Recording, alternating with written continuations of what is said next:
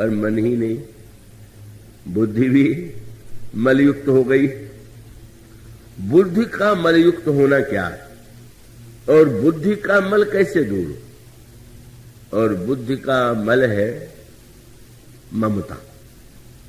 बुद्धि का मल है ममता, माने बड़े बुद्धिमान है, बुद्धि बड़ी पैनी है, लेकिन सारी बुद्धि धरी रह जाती है जब कहीं ममता हो जाती है। ममता जिससे हो गई तो उसमें व्यक्ति का विवेक और बुद्धि नहीं रह जाती का, उसमें निश्चित रूप से वह व्यक्ति जो है ममताग्रस्त होकर के ऐसा आचरण करता है। यही पुराण बताते हैं।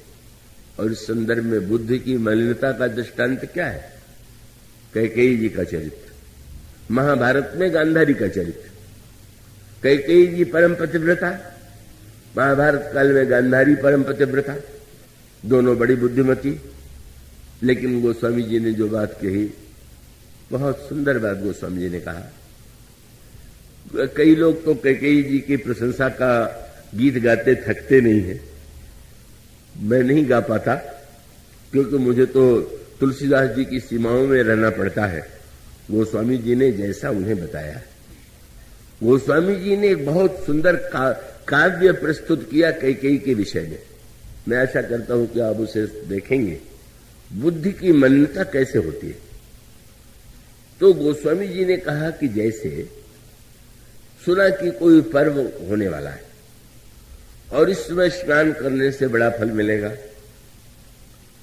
स्नान करने के लिए व्यक्ति पहुंच गया और नदी में संयोग से सीढ़ी भी बनी हुई है, और सीढ़ी अगर बनी हुई है तो व्यक्ति और निश्चिंत हो गया कि सीढ़ियों के सहारे उतर करके अंदर से नहाएंगे। पर सीढ़ी के साथ एक समस्या होती है, उसकी दुर्घटनाएं आप जानते हैं कि उसी सीढ़ी पर जल में आप जा रहे हैं, पर जल के द्वारा ही सीढ़ी पर जब काई लग जाती है, कहीं जहां गड्ढा सा हुआ और वहां जल एकत्र हुआ, वहीं लग जाएगी काई। और अगर कोई व्यक्ति उतरते समय सावधान न रहे और कहीं उस काई पर पैर फिसल जाए तो बेचारा स्नान क्या करेगा? हड्डी टूट गई, हाय हाय करता हुआ घर आवेगा। गोस्वामी जी ने यही कविता रामायण के प्रारंभ में लिखी। उन्होंने कहा कि जिस समय महाराज दशरथ जी ने राम राज्य की घोषणा किया तो ऐसा अयोध्या के नागरिकों को और दशरथ जी को लगा कि इससे बढ़कर के जीवन में कोई और पर्व नहीं आने वाला है। बड़े निश्चिंत भाव से चले गए, पर दशरथ जी तो ऐसे फिसले कि बस हड्डी क्या, उनको तो प्राण ही दे देना पड़ा। कहां फिसल गए? वो स्वामी जी ने एक वाक्य में कहा, राम राजहित। रामायण को ध्यान से पढ़ना चाहिए, केवल व्यर्थ के इधर उधर की दो पंक्तियों से नहीं उसको समझने की चेष्टा करना चाहिए। तो स्वामी जी ने कहा, राम राजहित मंगल साजा और परब जोग जनु जुरो समाजा। दशरथ जी कहां फिसल गए? बोले काई कुमति कैकेयी केरी। कैकेयी की बुद्धि रूप काई। दशरथ जी तो जिस समय जाते हैं कैकेयी के महल की ओर, ओहो, कैकेयी जी को जब सुनाएंगे कि कल राम को राज्य मिलने वाला है तो कितनी प्रसन्न हो गई। पर कैसे फिसले? सांझ समय निश्चिंत होकर के कोई व्यक्ति जा रहा है नहाने के लिए और सीढ़ी पर लगी हुई काई, यह काई जिसे मंथरा जानती कि इनमें ममता की काई है। केवल ये भ्रम लोगों का है कि ये जो है बड़ी बुद्धिमती है, कैकेयी के विषय में प्रसिद्ध था, बड़ी बुद्धिमती है। इनके समान तो कोई बुद्धिमती रानी नहीं है, कोई पतिव्रता रानी है नहीं है। पर गोस्वामी जी ने काई कुमति कैकेयी केरी परी जासु फल विपत्ति घनेरी। कितनी बड़ी विपत्ति आ गई कैकेयी की कुमति काई से। और उसका अर्थ है जल का ही मल काई है। काई कोई बाहर की वस्तु नहीं है, और वह काई हमारे आप सबके जीवन में तब आती है कि जब बुद्ध के जल के साथ ममता मिल जाए। तो सारे अनर्थ कैकेयी ने क्यों कर दिए कि वह जो ममता की वृत्ति है कि शरीर से जिसका जन्म होता है वही असली बेटा है, और मेरा वास्तविक पुत्र तो भरत है। और इसकी ओर जब मंथरा ने, ये बड़ी विचित्र बात है, मंथरा के लिए गोस्वामी जी यही शब्द कहते हैं कि जब कैकेयी ने देखा तो मलिनम मति जानी, समझ गई ये बड़ी मलिन बुद्धि वाली है। लेकिन मलिन बुद्धि वाली कैकेयी के मंथरा के रंग में ऐसी रंगी और ऐसी तीव्र ममता की वृत्ति जागृत हुई, ये बड़ा कठिन है। इसी को उत्तरकांड में, वो तो प्रसंग बड़ा ही ताने बाने वाला है। निर्मल मन के अहीर के द्वारा जब दूध दुहा गया, श्रद्धा की गाय, सत्कर्म का चारा, भाव का बछड़ा, निर्मल मन का अहीर, और दूध दुहा गया तो अहिंसा का दूध, परम धर्म में पय दुही भाई। दूध दुहने के बाद अभी तो दही बनाना है, घी उसको बनाना है। दूध दही बनाने के लिए दूध को गर्म कीजिए। किस दूध पर, किस आग पर दूध को पकाना है? बोले अवटे अनल अकाम बनाई, निष्कामता की अग्नि पर। बहुत बढ़िया मीठी बात है। आपने बहुत बढ़िया दूध दुहा और आप उठा के पी गए, तो पीने में आनंद तो आवे, पर दीपक में जिसको जलाना है, कई लोग तो पूजा में सबसे जो रद्दी घी होता है वो जलाते, खाना हो तो सबसे बढ़िया घी खाएंगे। माने कैसी दुर्बुद्धि है कि हम लोगों की बुद्धि कितनी मलिन हो गई है कि हर जगह हम लोग का संसार को नहीं भगवान को और ज्यादा ठगते रहते। अगर बाजार में सुपारी लेने जाइए तो दुकानदार पूछ देगा खाने वाली चाहिए कि पूजा में चढ़ाने वाली। खाने वाली हो तो बढ़िया सुपारी चाहिए, और अगर दानमान में देना हो, चढ़ाना हो तो रद्दी से सड़ी सुपारी।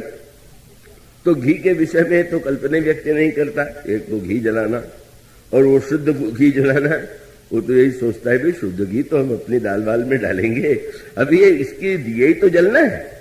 अब दिए जलने के लिए हम अगर उसको इस घी के स्थान पर अगर नकली घी से जला दें तो उसमें अंतर क्या पड़ता है?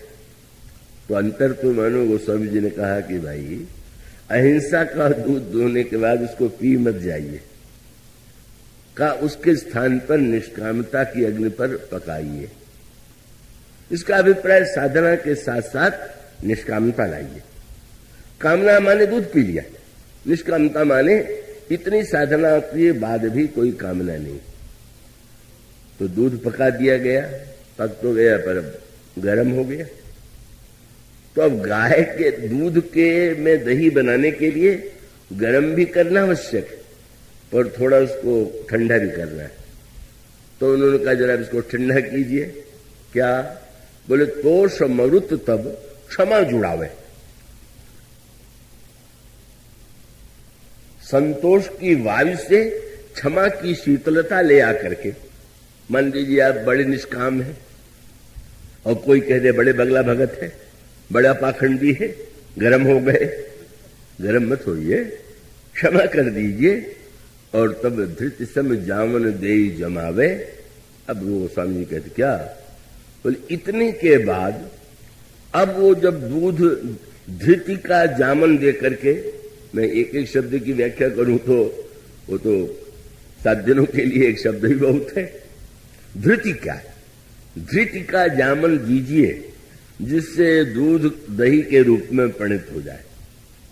और धृति के जामन के बाद बड़ी विचित्र स्थिति, पहले जमाइए और फिर मथिए। जमा में तो मानो पूरा स्थिर हो गया, पर उसके बाद भी फिर अब जो है मथानी। कौन? बोले मुदिता मथई विचार मथानी। विचार की मथानी से और मुदिता वृत्ति, जैसे कोई स्त्री दही को मथती है, इसी प्रकार से मुदिता वृत्ति के रूप में जो देवी है वो इस दही को मथे। और तब क्या निकलेगा? तब मथी काढ़ ले नवनीता विमल। फिर वही आकर के, अभी तो निर्मल मन था, अब कौन सा है? बोले अब जो है विमल विराग सुभग सुपुनीता। वो विमल वैराग्य।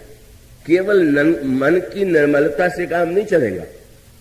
बुद्धि के संदर्भ में भी अब जब मथा गया तो गोस्वामी जी ने कहा कितना सुंदर मक्खन निकल आता है, लेकिन मक्खन निकल आने पर भी तो लोभ छोड़ना पड़ेगा।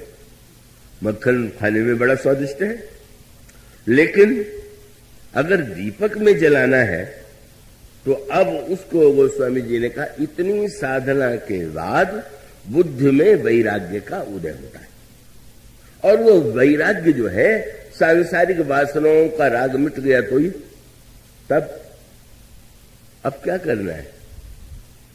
अब उन्होंने कहा फिर से आग पर चढ़ाइए, और आग पर चढ़ाने के बाद मक्खन को घी बनाइए। क्या है, मक्खन तो इतना शुद्ध है, बस उसमें जो थोड़ी सी दही का खटास का अंश रह जाता है उसको मिटाना चाहिए। और उसका एक ही संकेत है ना, क्या कि आग चढ़ाने के बाद सावधान होकर बैठना चाहिए कि इतना न जला दें कि घी सत्यानाश हो जाए। और उसकी कसौटी यही है कि बस मक्खन में जब तक चिड़चिड़ाहट है तब तक कभी वो घी नहीं बना, और जो ही चिड़चिड़ाहट मिटे तो वैराग्यवान होने पर कई लोग चिड़चिड़े बहुत हो जाते हैं, तो चिड़चिड़ाहट दूर हो जाना चाहिए। पर अब कौन सा मल है, बड़ा कठिन ये मार्ग है। अब गोस्वामी जी कहते हैं वैराग्य के निर्मल, वैराग्य स्वयं निर्मल है, पर अब भी उसमें एक मल बाकी है, और वो क्या है, बोले ममता मल जरी जाए। बड़े से बड़ा बुद्धिमान व्यक्ति भी जहां ममता होती है वह ममता का मल जो है वो तो होता ही है। कैकेयी जी के चरित्र की यही जो ममता है। मेरा बेटा भरत, गांधारी का चरित्र कितना महान है, तो जिन्होंने पति से विवाह, धृतराष्ट्र से विवाह होने के बाद कितना बड़ा उन्होंने कष्ट, कितना बड़ा त्याग उन्होंने किया। क्या कि मेरे पतिदेव अंधे हैं तो मैं भी आज से संसार की किसी वस्तु को नहीं देखूंगी, कोई साधारण बात। और वो सचमुच उन्होंने आंख पर पट्टी बांध लिया, चारों ओर गांधारी की प्रशंसा होने लगी। पर इतनी महान पतिव्रता गांधारी क्या ममता से मुक्त हो पाएंगी क्या? और उसका उत्तर यही है, ये तो ममता जो है, ममता तू न गई मोरे मन से, ये जो सूरदास तुलसीदास सब ने कहा, और उसका वही तो उत्तर है कि कितनी बड़ी प्रबल ममता थी कि वो दुर्योधन को की आलोचना भी करती थी, फटकारती भी थी, तुम ये नहीं सही कर रहे हो, तुम गलत कर रहे हो। लेकिन जब सारे पुत्र 99 मारे गए तो उन पतिव्रता गांधारी ने दुर्योधन को बुला करके कहा कि पुत्र, भीम के द्वारा भीम ने तुम्हारे भाइयों का वध कर दिया है, अब मैं ऐसी शक्ति तुम्हें दूंगी कि भीम तुम्हारा कुछ नहीं बिगाड़ सकते। क्या?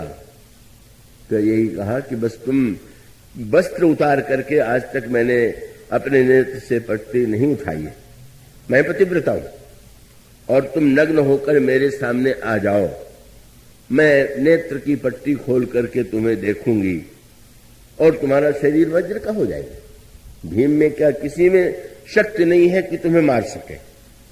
दुर्योधन तो बड़ा प्रसन्न हुआ, पर जब ये समाचार पांडवों के पास पहुंचा तो बेचारे आतंकित हो गए।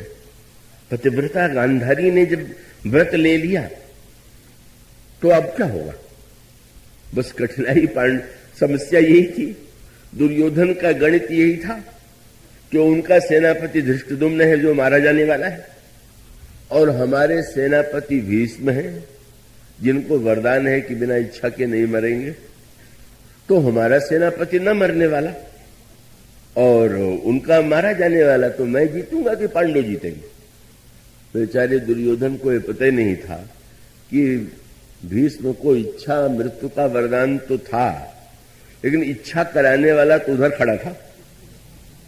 उसकी मौज की बात थी। 10 दिन बीत गए तो भीष्म के मन में इच्छा पैदा कर दिया कि मैं मर जाऊं। अगर उसको ये गणित का ज्ञान होता कि भाई वो सब कुछ वरदान है पर वो केंद्र तो उधर ही बैठा हुआ है, फिर पांडव निराश हुए, महाराज अब क्या होगा? और भगवान ने हंस करके यही कहा, गांधारी ने पट्टी उतार दी होती तो मैं प्रसन्न होता, पर पट्टी उसने उतारी कहां है, उसने तो पट्टी और बांध लिया। महाराज पट्टी बांध लिया? बोले देख लो, कह रही है कि मैं अपनी पट्टी को उतार दूंगी, उसने वस्त्र की पट्टी को उतारने के बाद अपनी आंखों पर ममता की पट्टी इतनी कस के बांध लिया कि वो मान बैठी है कि वो अपने पुत्र को अमर बना देगी। कितनी ममता! दुर्योधन की निंदा करते हुए अपनी पातिव्रत शक्ति के द्वारा अपने अधार्मिक पुत्र को अमर बनाने वाली गांधारी ममता की पट्टी ही तो बांध रही। तो फिर भी महाराज क्या होगा? तो इनके कौतुक तो अनोखे हैं।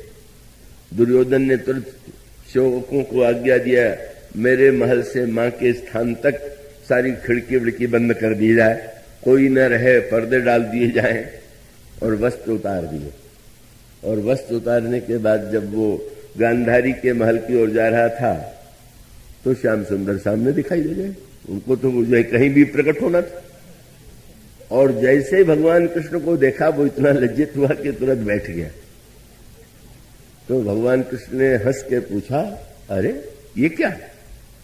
तुम्हें तो दूसरों का वस्त्र उतारने में आनंद आता था, अपना वस्त्र कब से उतारने लगे? मानो सारा अनर्थ तो तुम्हारे इसी मूर्खता से हुआ, अपराध से हुआ कि तुमने द्रौपदी को नग्न करने की चेष्टा किया। द्रौपदी को नग्न करने के स्थान पर अपने को अगर नग्न करना तुमने सीख लिया होता। अपने को नग्न करना माने अपनी कमियों को, अपने दोषों को देखना, लेकिन तुमने नहीं देखा। आज नग्न स्वयं कैसे हो गए? उसने यही कहा कि मां की आज्ञा है, और हंसने लगे। तुम जैसा आज्ञाकारी पुत्र तो संसार में कोई हुआ नहीं हुआ। आज तक इतनी आज्ञाएं तुम्हारी मां ने दी, कभी नहीं मांगा, लेकिन आज तुम आज्ञाकारी बन गए अपने स्वार्थ के लिए, अपनी इच्छा की पूर्ति के लिए। और ऐसी बात कह दिया, दुर्योधन को लगने लगा। दुर्योधन से उन्होंने कहा, जब मेरे सामने तुम्हें नग्न होने में इतना संकोच लग रहा है, तो गांधारी के सामने नग्न होकर खड़े होने में कैसी अभद्रता है? क्या आपकी सलाह है? तो कमर पर छोटा सा एक वस्त्र बांध लो।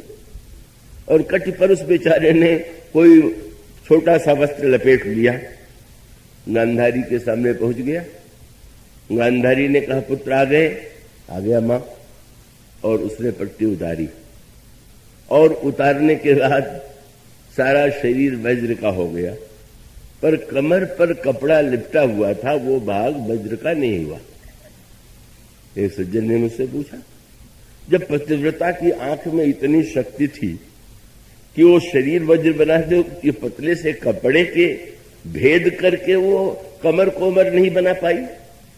तो मैंने कहा, वो पतला कपड़ा जो था वो कोई कपास का कपड़ा नहीं था, वो तो ईश्वर की इच्छा का कपड़ा था। और उसकी इच्छा का कपड़ा जो है वो तो कोई नहीं भेज सकता, कोई बदल नहीं सकता। परिणाम क्या हुआ? भगवान ने हंस करके कहा, देखो बनाने चली थी अमर, और अब मरने का उपाय भी उसी ने बना दिया। क्यों? पहले तो भीम को सोचना पड़ता कि कहां मारे, पर अब पता चल गया कि कमर से ही मरेगा। मानो ममता, बस अंतर इतना है, ये जो कैकेयी की ममता है वो श्री राम को वन दे देती है, बुद्धि मलिन हो गई।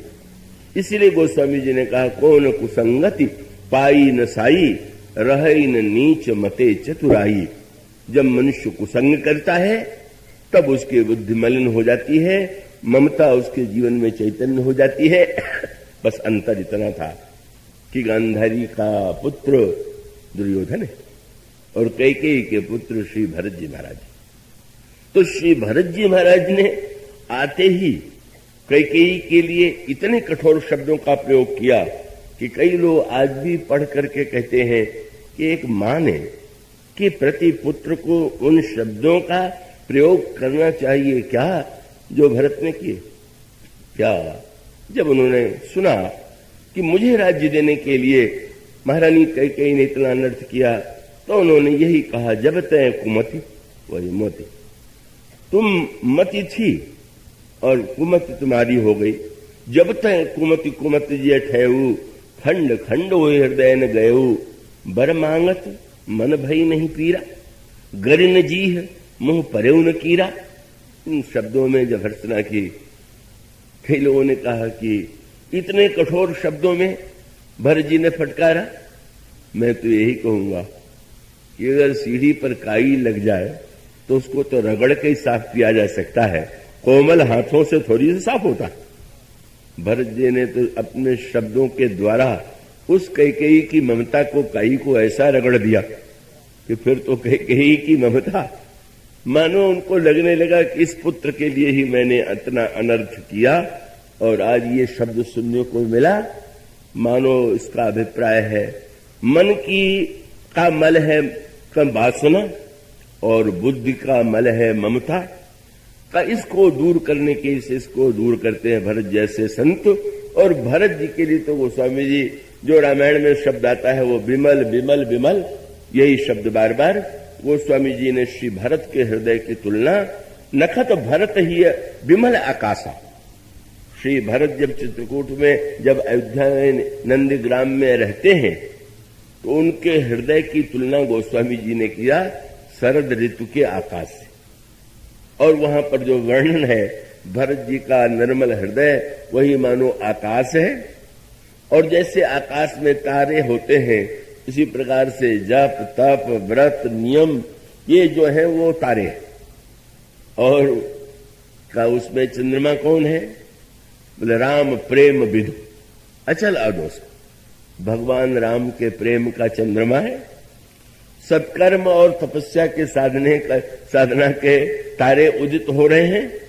और इस आकाश की ओर जब दृष्टि जाती है तो भरत विमल है नभ का, भरत विमल हृदय विमल नख, और उसके पश्चात उदित का भरत जी के अंतःकरण में राम प्रेम की पूर्ण चंद्रमा उदित है का, वासना का बादल कहीं है नहीं। और भक्त जो देखते हैं बोले सुमति चकोर कुमारी, और उदित भगत जन हृदय नभ एकटक रही निहाल। चातक जैसे आकाश में शरद ऋतु के चंद्रमा को देखता है, इसी प्रकार से भरत के इस हृदय आकाश में जो स्वच्छ शरद ऋतु के समान है, वहां पर भक्त दर्शन करके धन्य होता है। इसलिए भगवान राम जब शरद ऋतु की इतनी प्रशंसा करते हैं और उसको निर्मल मति की संज्ञा देते हैं, तो भगवान का तात्पर्य है कि इस ऋतु में आकाश निर्मल है, चंद्रमा निर्मल है, कमल निर्मल है, ऐसा जैसे आकाश है वैसा ही जब भक्त का अंतःकरण होता है तभी वो धन्य होता है। इसके बाद की चर्चा कल। बोलिए सिया।